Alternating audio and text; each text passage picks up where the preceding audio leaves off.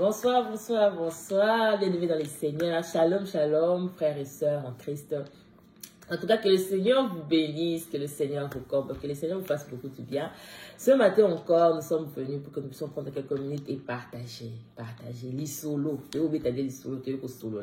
C'est toujours bien d'apprendre et c'est toujours bien d'assister sur ce que nous avons déjà appris ou de rappeler encore certaines choses que nous connaissons. Ça nous permet encore de nous avancer, ça nous permet encore de retenir quelque chose. Que le Seigneur vous bénisse.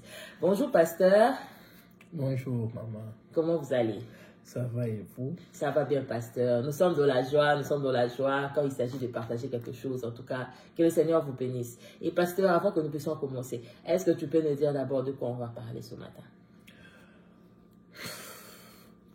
Aujourd'hui, nous allons parler d'un sujet vraiment important pour la famille, même pour le développement humain. Nous allons parler de la gestion de l'épargne. Merci, pasteur, et je vous laisse commencer. Amen. Amen. Ce matin, nous voulons parler, comme je viens de le dire, de la gestion de l'épargne. L'épargne. D'abord, nous devons savoir qu'est-ce qu'est l'épargne. Épargne, c'est nini. Tolini tolobela kubumba en lingala. Pour épargner, mettre de côté quelque chose. Mais nous devons savoir, scientifiquement, il y a des courants d'épargne. Il y en a plusieurs dans les sciences économiques, mais il y en a des où il se distingue. Je vais vous épargner des détails scientifiques. Nous allons aller directement dans les faits. Mais dans les deux courants-là, nous devons signaler il y a des pensées qui se distinguent. Il y a Liboso, le premier, c'est épargner après avoir consommé. L'épargne après la consommation. L'épargne après la consommation. Donc, cela veut dire que tu as d'abord consommé, vous avez des revenus, tu commences d'abord à dépenser, à consommer, et ce qui reste, ce que tu gardes.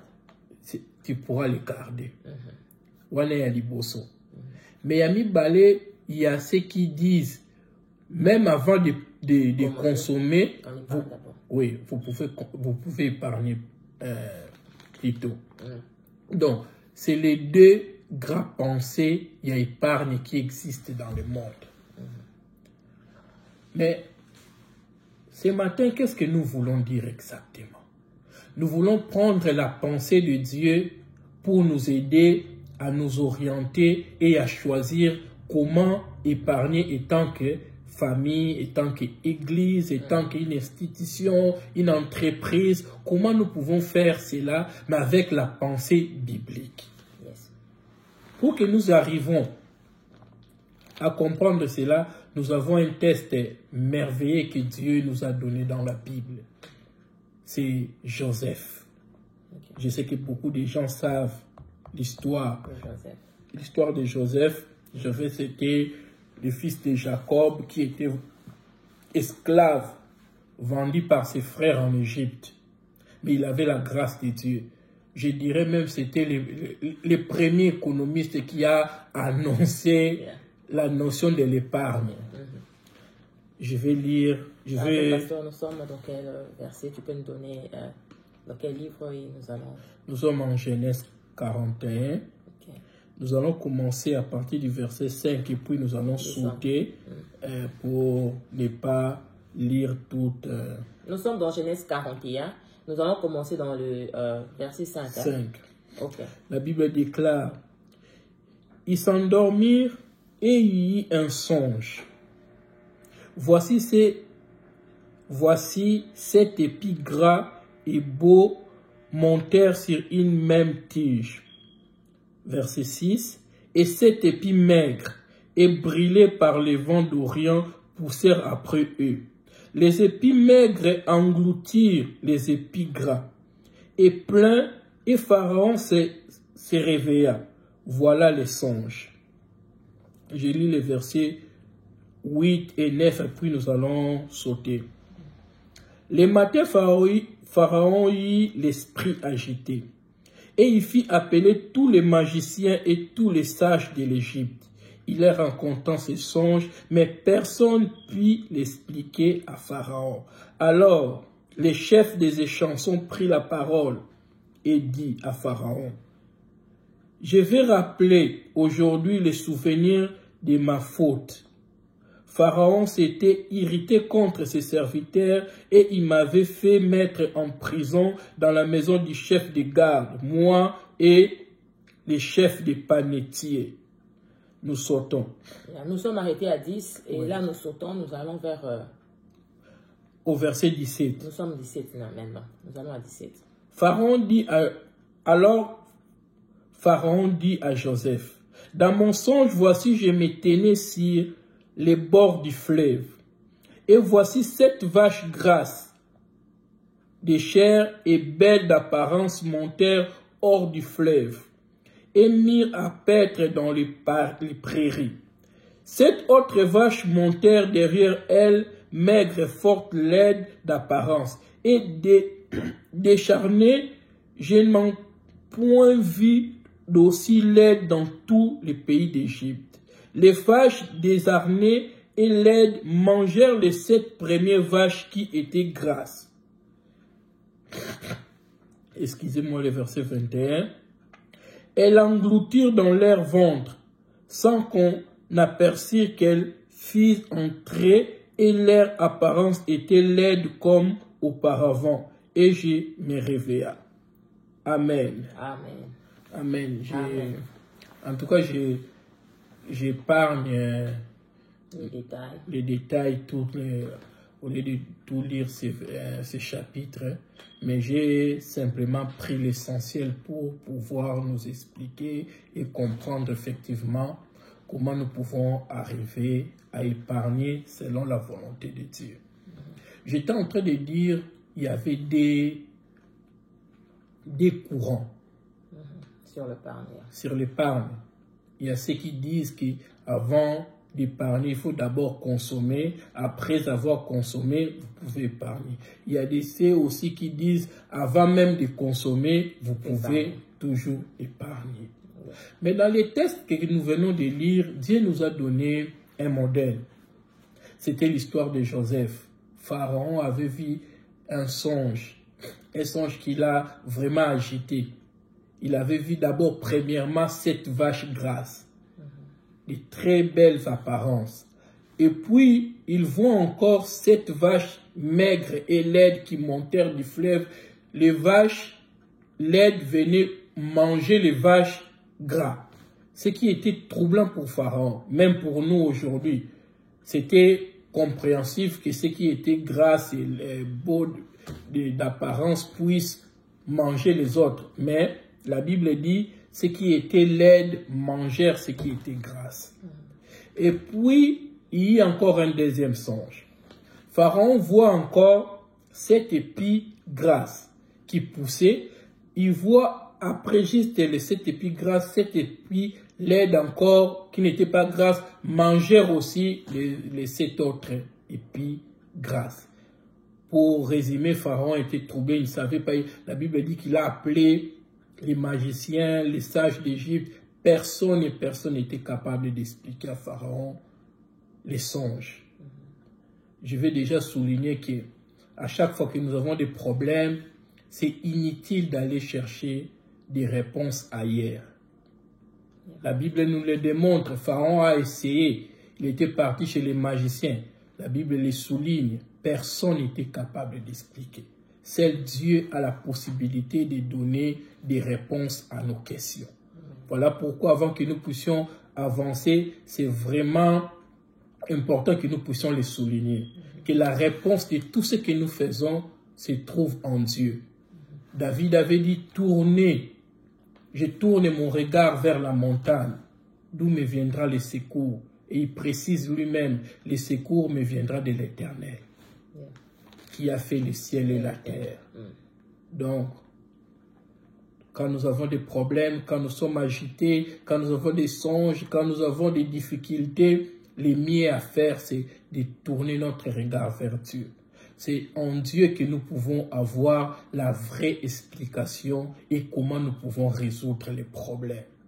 Longtemps, on nous a fait croire que la Bible n'était pas un livre scientifique. Parce que ceux qui nous prêchaient auparavant, ils avaient des difficultés ou ne savaient pas. Mais je viens vous rassurer que la Bible, permettez-moi de le dire, c'est un ensemble de tout. Pour ceux qui sont des ingénieurs, ils verront des principes là-dedans. Pour nous, les économistes et les gens des sciences sociales, dès que vous ouvrez votre Bible, vous voyez, vous dites, merveilleux. Il y a des cours d'économie que la Bible nous donne. Pour revenir dans ce que nous étions en train de lire, les songes de Pharaon, Joseph l'interpréta de la manière suivante. Il dit, Pharaon, les 7 vaches que vous avez vues, les nombres, c'est les 7 années.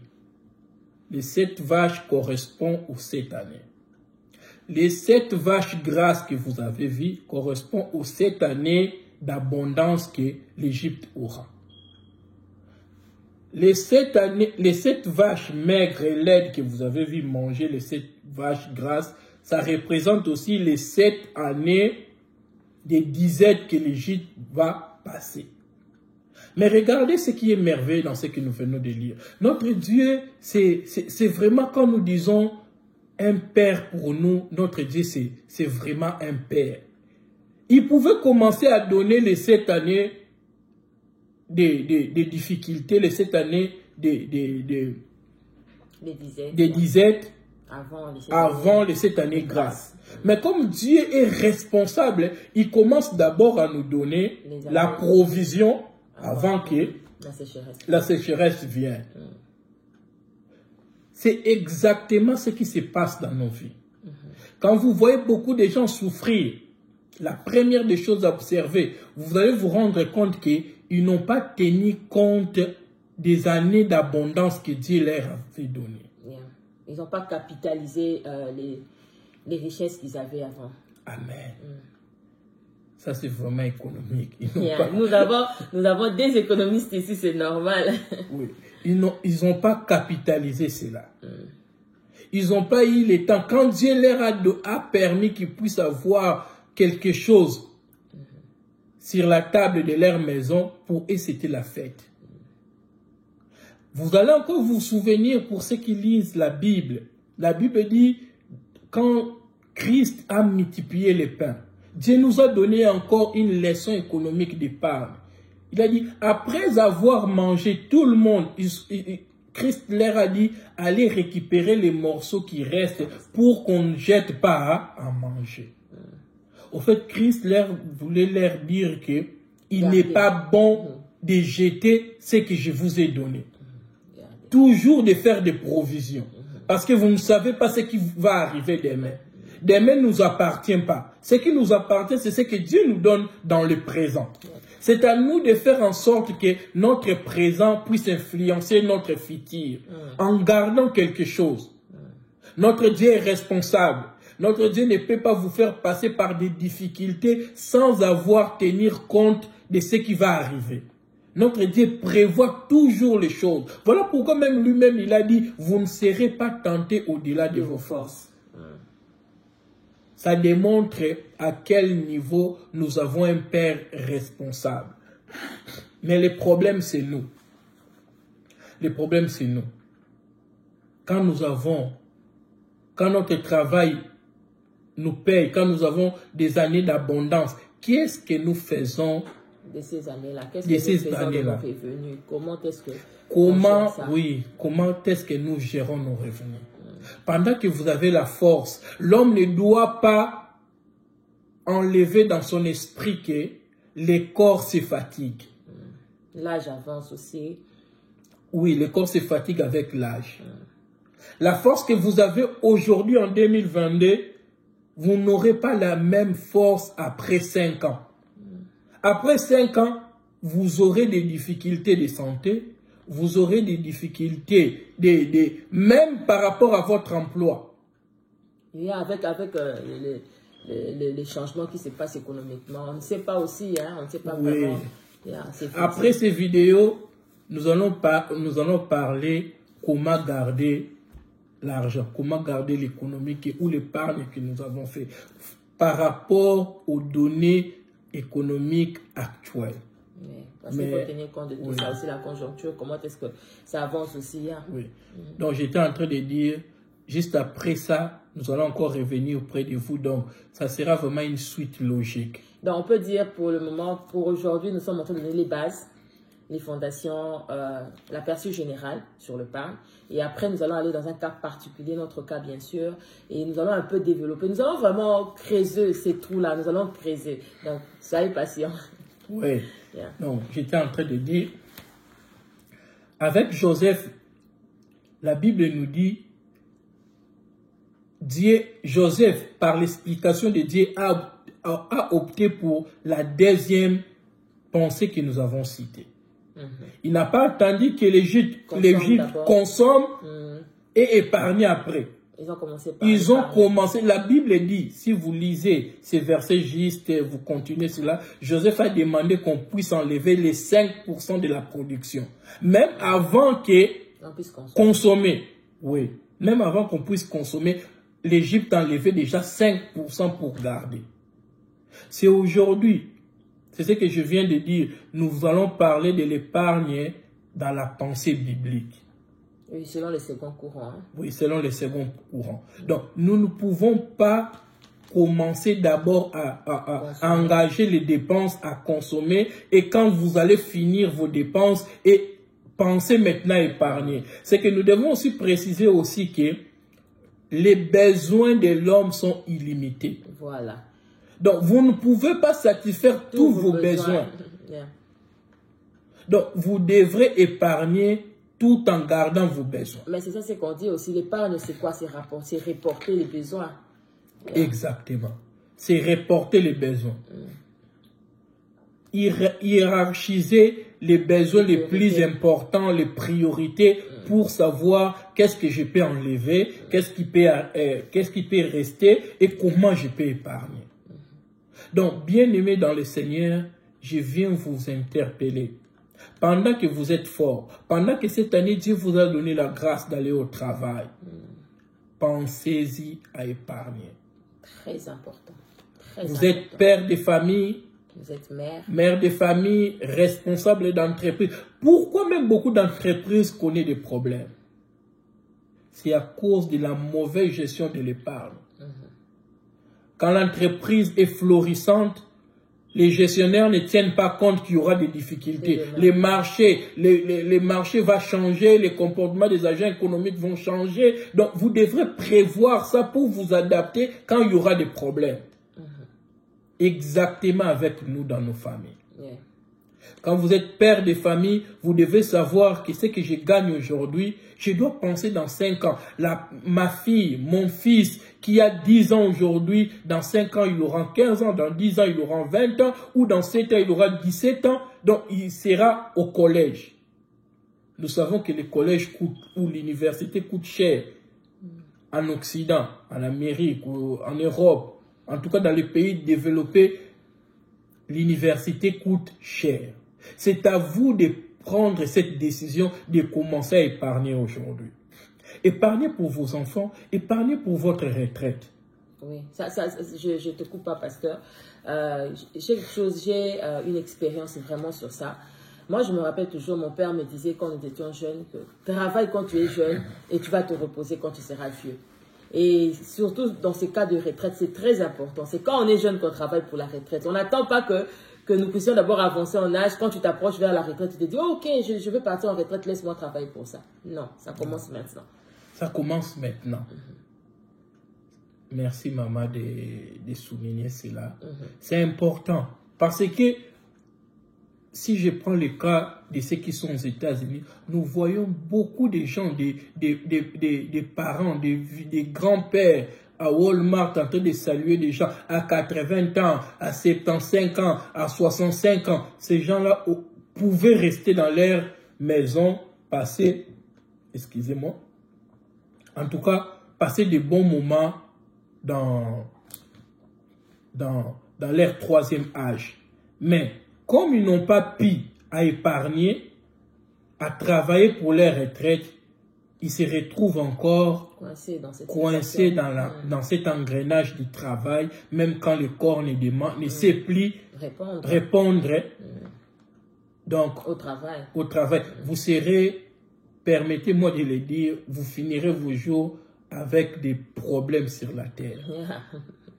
Mais cela est possible que vous puissiez vous éviter cela aujourd'hui. À savoir, qu'est-ce que je dois faire pour que demain, pour que les jours qui viennent ne soient pas des jours de difficultés pour moi. Et aussi, il y a deux autres, je te coupe pas, pasteur, il y a de ceux-là qui n'ont vraiment pas travaillé, qui n'ont pas épargné pendant qu'ils étaient jeunes et se disent, bon, quand je vais grandir, quand je vais vieillir, bon, j'ai mes enfants, ils vont toujours me supplier. Et ce que nous oublions, c'est que nos enfants aussi auront leur charge. Et aussi vont commencer à faire leur vie, ils auront leurs priorités. C'est vraiment ce que je voulais dire. C'est comme si tu m'as estirpé des paroles. Je voulais en parler pour dire que, surtout nous, les Noirs, les Africains principalement, quand nous sommes ici, nous disons, donc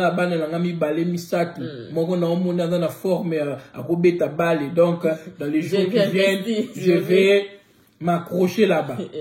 Voilà pourquoi il y a beaucoup de problèmes qui arrivent dans nos familles africaines ici en Europe, aux États-Unis bien sûr aussi. Il y a beaucoup de problèmes parce que quand nous sommes capables d'aller au travail, pour nous, ce qui nous intéresse, ce sont les vestes. Les voitures. Les voitures. Tantôt les maisons. Les habits, les belles choses. Oui, les belles fringues comme en tout cas, chemise ou à miglaire, ça, je ne peux pas m'en passer de cela. Mais comment tu peux investir toute une semaine de travail pour t'acheter une seule chemise? Qu'on se le dise, tout le bango nano, lokola ndeko, lokola pasterte, lokola ndeko nabino. Comment tu peux te permettre de prendre $800, $500 peu que yo sombi chemise moko lati yango? Otie na machine basokoli lobi nzuluki. Nous devons arrêter avec ce comportement-là. Si nous voulons vivre, si nous voulons être heureux sur la terre, il ne suffit pas seulement de prier. Nous devons souligner cela. C'est le moment que nous devons rendre les chrétiens responsables. Cet évangile qu'on vous fait croire que tu peux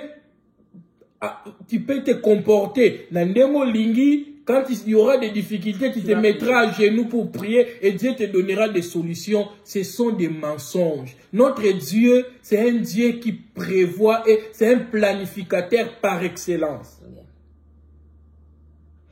Pourquoi Dieu lui-même, je me suis toujours posé cette question.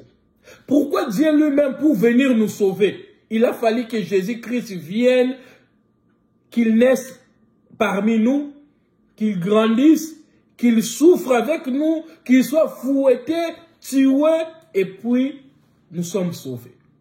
Est-ce que nous avons une méthode de Rubik Sabiso? Il pouvait de là, sur son trône, dire, celui qui croira en Jésus-Christ, il est sauvé. Les boucles, c'est tout. Du reste, la Bible dit que personne ne peut aller au-delà de la parole de Dieu. Mais pourquoi Dieu n'a pas fait ça? Pourquoi Dieu a voulu que son fils vienne sur la terre à vivre na biso, à l'équisanion dans la Bible pour que nous soyons sauvés? Parce que notre Dieu ne dérobe pas aux principes. Notre Dieu, c'est un Dieu de principes. Quand il établit les choses, lui-même, il commence à respecter ces choses-là. Dieu aussi pouvait faire que, de la même manière que Ndeke, la Bible le dit, Allo nakate, asala gelo kote, mal avarna bilamba sika, tango nyoso soke nzulugi, et longwe, et yasike boti, il ne manque pas à manger, mais la Bible souligne encore quelque chose de merveilleux. Bisotosa créé à l'image de Dieu. Mais nous qui sommes créés à l'image de Dieu, pour notre lire, la Bible dit que vous devez travailler à la sueur de votre faim. Tu mangeras. Mais quelqu'un vient te dire, ou toi-même tu te développes des pensées à dire que je peux me comporter comme je vais et à la fin, quand j'ai des difficultés, je me mettrai à prier. Dieu va résoudre le problème. Voilà pourquoi, par ces comportements-là, beaucoup de gens commencent à fuir l'église. Parce que tu es toujours derrière les gens. Moi, j'ai des problèmes, j'ai des choses, il y a ça. Toi, tu n'as que des problèmes. Tu peux t'éviter ces problèmes-là. Oui, parce que les difficultés arrivent à tout le monde, mais on peut aussi s'éviter certaines difficultés. Oui, merveilleux en tout cas. Yeah. Les difficultés arrivent à tout le monde. C'est même la logique de ce que la Bible nous dit dans ce que nous venons de lire. Il y aura cette année d'abondance et cette année de disette. Tout dépendra de comment tu vas gérer. Dieu ne veut pas dire que tu vas souffrir dans l'année de disette. Non. Dieu veut te dire que si tu gères bien les années d'abondance, les années de disette, tu vas vivre aussi bien. Mais c'est à toi de prendre des décisions bonnes pour que tu sois heureux dans les années de disette. C'est ça aussi ce qui nous arrive, chrétiens, même pas seulement dans ce qui épargne de l'argent. Ça nous arrive, nous avons toujours des moments où nous passons des saisons fortes, mais il y a aussi des saisons faibles. Mais tout dépend de comment est-ce que tu réagis. Tout dépend de ta réaction à toi. Tout dépend de cela. Notre Dieu ne fait pas des choses pour nous condamner. Non. C'est par notre ignorance premièrement et par notre laxisme que nous ne voulons pas voir les choses de la manière de la Bible. Il y a beaucoup de gens qui ont leur manière de voir les choses propres à eux-mêmes. Quand Dieu dit il y aura des difficultés pour lui, nécessairement lui doit passer par ces difficultés-là. Qui te dit ça? Dieu t'informe, te prévient pour que tu puisses prendre des décisions de manière à corriger ce qui va venir. C'est ça la pensée de Dieu. Dieu ne veut pas dire que tu vas passer icto facto par ça. Non, Dieu vient te prévenir pour dire, si tu devrais passer par ça, pourquoi il viendrait te prévenir? Parce que mais quand Dieu vient te parler, c'est pour te dire que fais attention. Voilà. Les chemins par lesquels tu vas passer, il y aura des temps difficiles. Mais réagis bien. Mais réagis bien.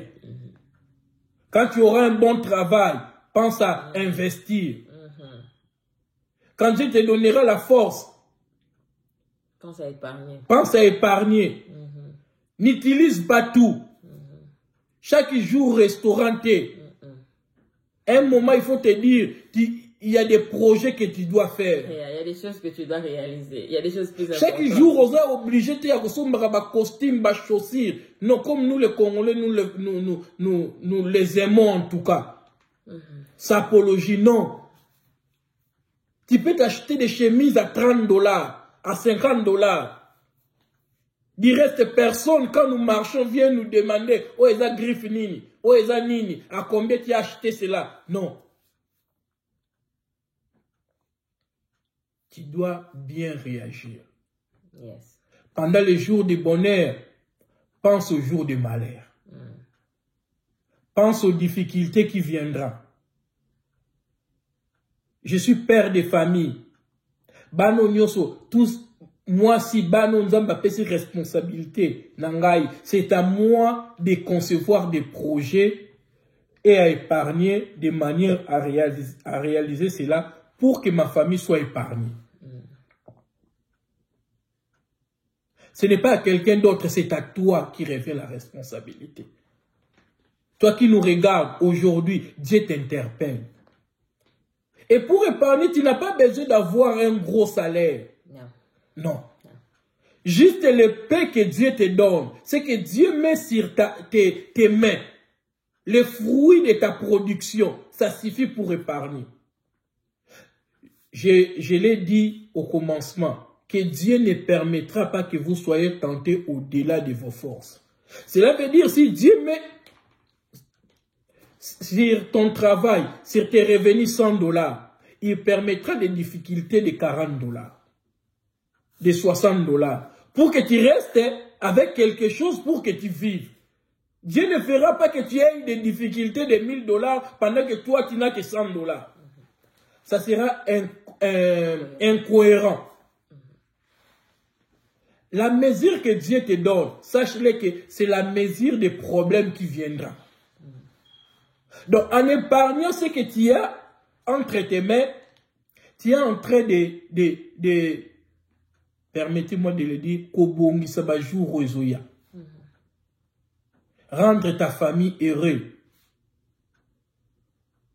Vous verrez les gens qui n'ont pas l'habitude d'épargner. Généralement, ce sont les gens qui mettent beaucoup des enfants au monde.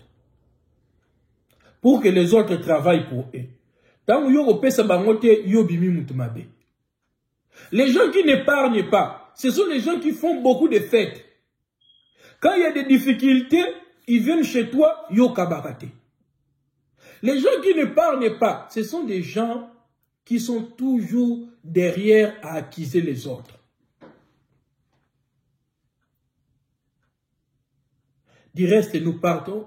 Si nous prenons le cas de l'Amérique, Tokendaramistan, là on a bisognos.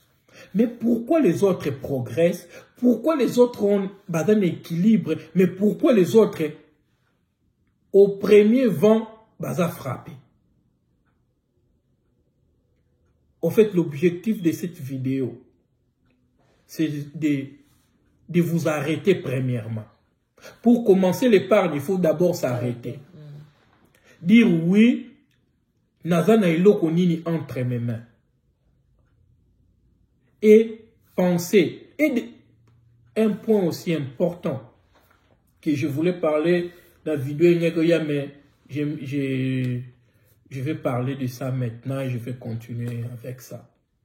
Nous devons savoir si nous sommes mariés, l'épargne s'est fait à deux.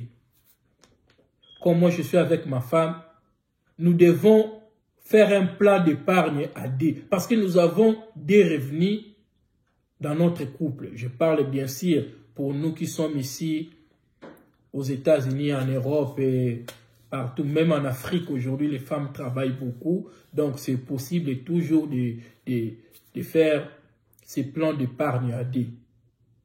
Mais le problème qui arrive avec les hommes, nous avons tendance à cacher nos revenus. Et ça dépend, pasteur. Il y a des femmes qui cachent aussi. Hein. Oui, nous partons du général au particulier. Donc, en disant que ce sont les hommes, si vous faites une statistique simple, vous verrez, les hommes ont tendance à cacher les revenus à leurs femmes. C'est ce qui crée des tensions à la maison.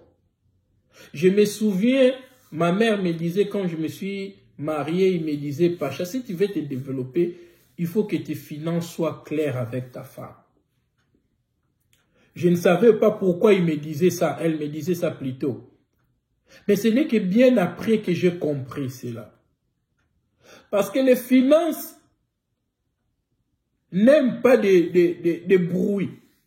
Si vous avez des difficultés avec votre conjoint, votre épouse, vous aurez du mal à épargner et à faire des projets d'investissement. Croyez-moi. Et la seule manière pour que ces problèmes, vous puissiez l'éviter, c'est d'être clair l'un et l'autre.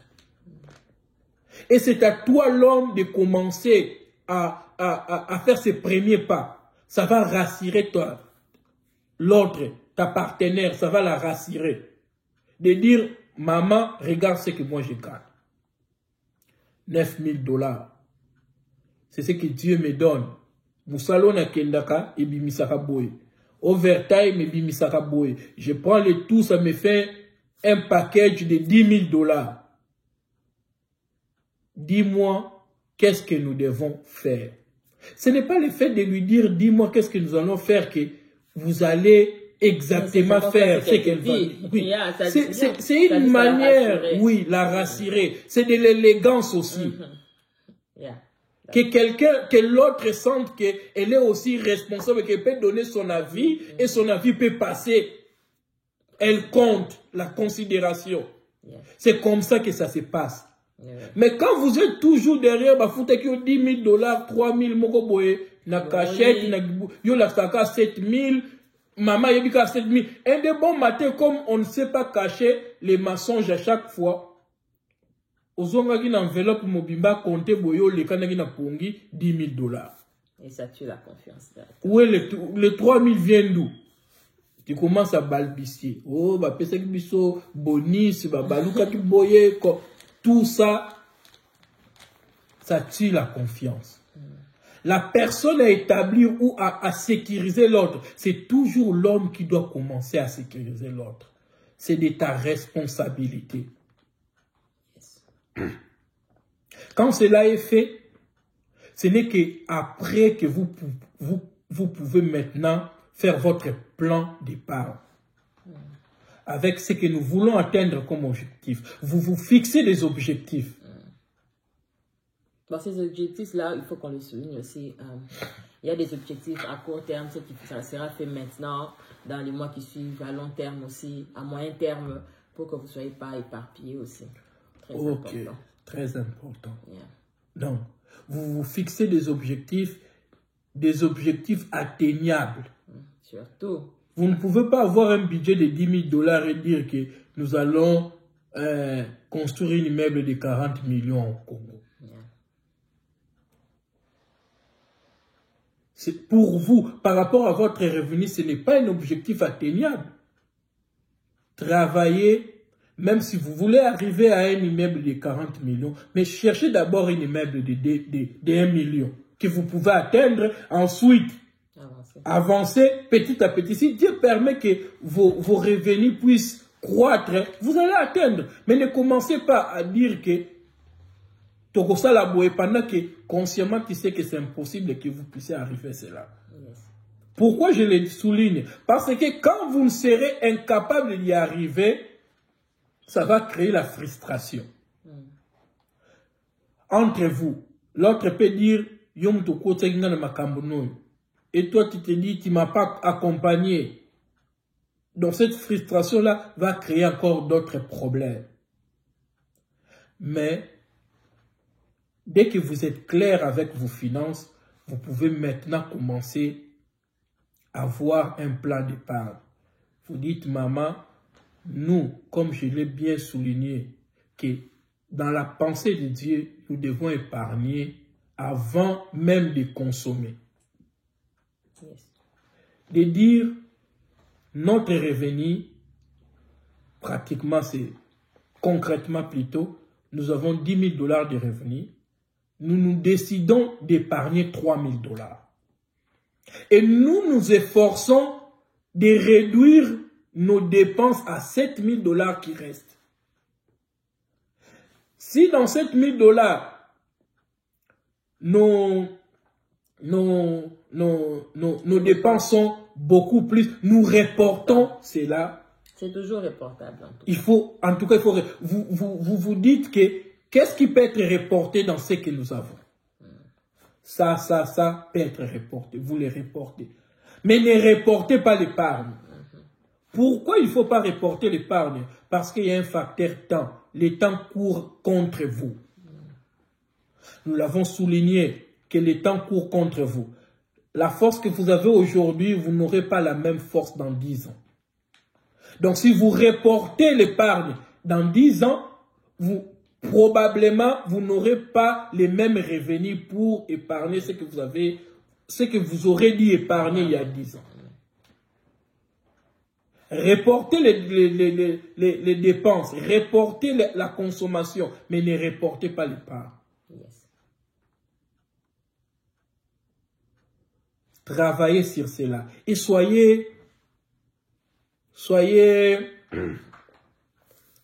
travaillez la main dans la main avec votre partenaire pour y arriver. C'est important, comme je viens de le dire, si vous la rassurez, elle va entrer dans ces jeux-là, elle dira que oh ezali vina biso ezakoya. Donc je dois travailler parce que tant que lemba biso mi balé, toko zalaka biso mi balé. Il y a aussi une chose, quand ton partenaire sait que besoin épargner, yolobe koko benda mutu mususu, ça crée aussi des problèmes. Nous devons aussi parler de ça. Yeah. Voilà pourquoi nous avons dit à l'introduction, vous devez sécuriser l'autre. Vous pouvez y arriver à épargner ou à faire un plan d'épargne si seulement vous élaguez ces différents-là. L'autre, c'est que Tosukeli out.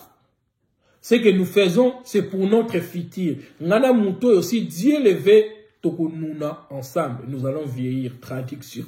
Nous allons vieillir ensemble. Ce n'est que dans cette même pensée que vous allez travailler l'un et l'autre pour que vous y arrivez. En épargnant, vous épargnez pour vous et pour votre famille. Quand vous mettez de côté, il y a dans cette enveloppe-là, il y a ce que vous dites que oh yo yo, mais nous pouvons aussi aider nos enfants à l'auteur de ça et ça et ça pour leurs études, pour leurs besoins quand ils vont se marier. Nous pouvons leur faire plaisir. C'est possible de le faire. Quand vous êtes réglo, quand vous avez un plan d'épargne sérieux, vous pouvez y arriver.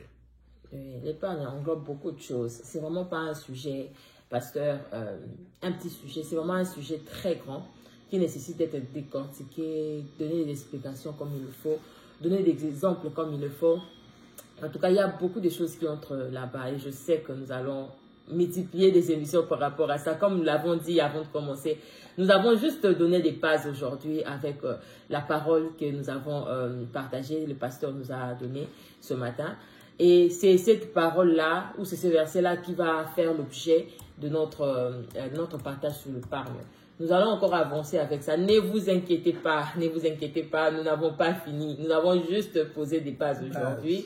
Ce sont seulement de bases que nous avons posées, mais nous allons élever encore cela. Les débats seront encore élevés, rassurez-vous. Parce que les mamans aussi, nous allons parler. Nous allons dire aussi les difficultés que nous avons. Épargner, c'est difficile aussi pour nous les mamans, hein, avec nos perruques, nos mèches, nos sacs. Quand tu regardes tout ça, c'est difficile aussi. Mais nous allons partager là-dessus aussi. Nous allons nous asseoir, nous allons vraiment parler de ça. Oui. En tout cas, pasteur, moi je te dis merci d'abord parce que nous sommes enfants de Dieu, c'est vrai, nous sommes chrétiens, mais il y a des choses que le Seigneur a donné déjà des principes que nous devons respecter. Nous devons être des chrétiens totaux. Ça veut dire que être chrétien, non pas seulement en train de prier, mais aussi respecter le principe que Dieu a donné. Parce que les non-chrétiens, quand ils respectent ces principes-là, ils évoluent. Donc, c'est à nous aussi de faire notre part étant qu'enfants de Dieu. Ne soyons pas des fainéants. Ne soyons pas des fainéants dire que oui, le Seigneur a déjà tout accompli. Non, il y a ta part. Et alors, notre part, nous devons le faire bien. En tout cas, merci pasteur, merci infiniment pour cette introduction. Merci parce que ça nous a bénis. Nous savons que dans les jours qui viennent, en tout cas, nous allons creuser ce trou-là et le Seigneur va nous faire beaucoup de bien. Je ne sais pas, pasteur, si tu peux nous donner un petit résumé par rapport à ce que nous avons parlé aujourd'hui pour permettre à ce que cela reste dans nos esprits pour que la prochaine fois quand nous allons revenir parler, ça sera juste un backup et avancer. Ok. Aujourd'hui, nous allons parler des deux courants d'épargne qui existent. Je l'ai dit qu'il n'y en a pas que deux, mais il y en a deux qui se sont distingués, que nous avons utilisés. Et nous avons plutôt pris les modèles de l'épargne selon la Bible.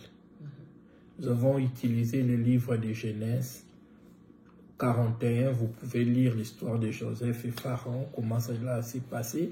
Nous avons expliqué. Mais nous devons garder dans nos pensées qu'il y a un modèle que Dieu nous a donné dans la Bible et que nous pouvons utiliser pour y arriver à épargner, à mettre quelque chose de côté pour nos familles, pour nous et pour ce que nous sommes en train de faire. Donc, c'est important. Prochainement, nous allons encore avancer.